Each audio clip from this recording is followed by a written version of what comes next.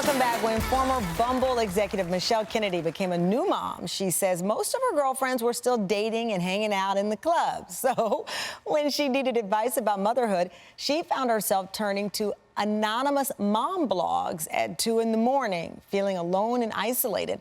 Michelle decided to take her knowledge from working in the dating industry and playing matchmaker for other moms, initially referred to as Tinder for Moms.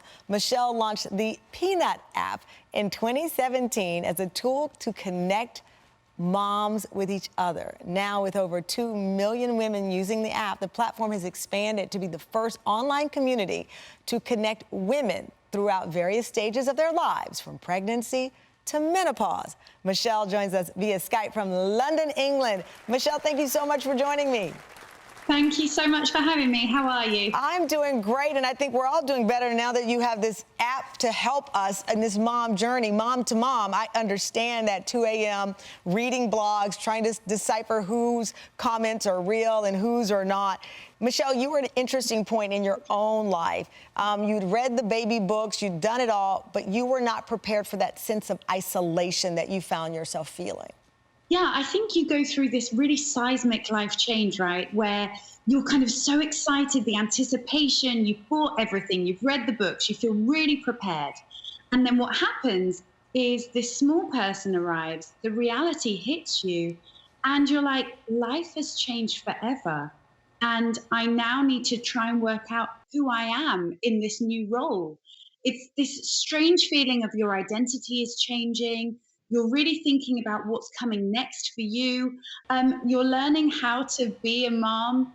You're feeling like you're going to get it wrong. You're really scared about the kind of feelings of these raging hormones, coupled with the feelings of, I must not get this wrong. Yeah. This is something I've waited for so long. So it can be a really scary experience and quite isolating. And I can tell you there are a lot of people right now watching, nodding as you were explaining, because it is a familiar feeling for so many of us.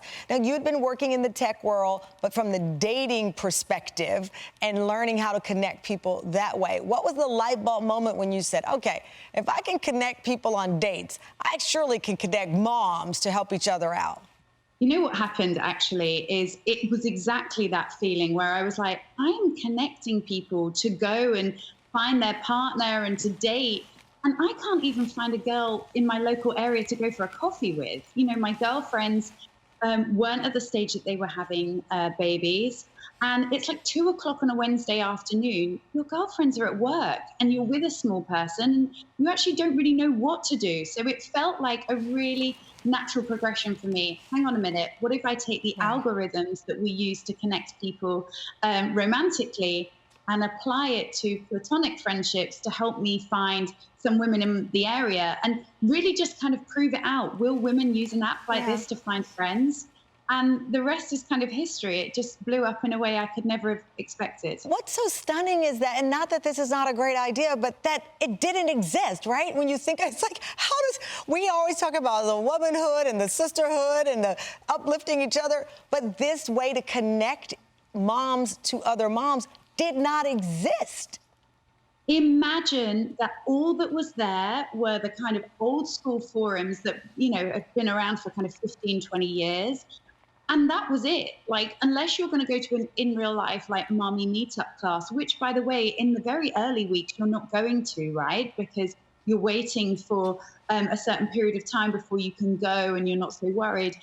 How do you meet people? Plus, if you've got a baby who is anything like my baby Finn at the time, you have to leave that class like quick sharp, right? He was always the baby that vomited or was crying and I was like rushing to get home.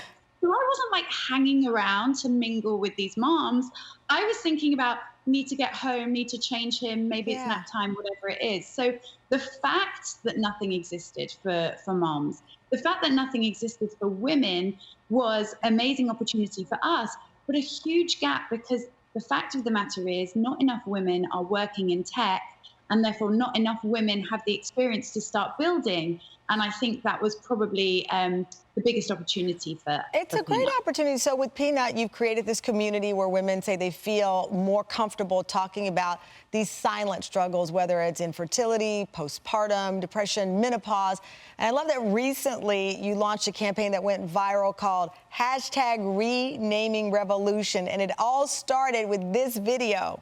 So I just got in my doctor's office, and he told me as a woman over 35, I'm now considered a geriatric mom. And that if I were to become pregnant, there could be high-risk complications. And I just can't help but feel really inadequate and guilty right now that I'm lacking as a woman. I deserve to feel hopeful and empowered, and instead I just feel so right now. Sucks. Michelle, let me tell you, when my doctor first told me I was a geriatric pregnancy, first of all, I had never heard of it, and I said, wait a minute, let me look this up. What does that mean? I relate very much so as a 48-year-old who was pregnant with her first child. This set off a firestorm within the community. I mean, just this video and the fact that women feel able to share these kind of stories on Peanut just shows how important Peanut is, right? But secondly, I too, I'm going to hold my hands up, was also a geriatric mom with my second baby. And it was just this awful moment where even when my doctor said it to me, I laughed because I was nervous. I didn't know how to respond to it. In my head, geriatric was someone who is in their later years of life. Yeah. That's like an elderly person. So I was like, this is so bizarre. And you're right, it just went viral. The community started sharing all of these phrases that were being used in respect of their health, where they really felt disempowered. So whether that was to do with their fertility and women were being told they had premature ovarian failure, or whether they were, words like barren were still being used, miscarriage, just this unbelievable language that is very disempowering for women. It's cloaked in failure. And actually, women kind of came out and started sharing their stories. So we decided to launch the Renaming Revolution. I love it. Well, I'm happy that the Renaming Revolution has taken off, as well as Peanut. Congratulations, Michelle, on this. This is an awesome app. Thank you so much. Thanks for having me.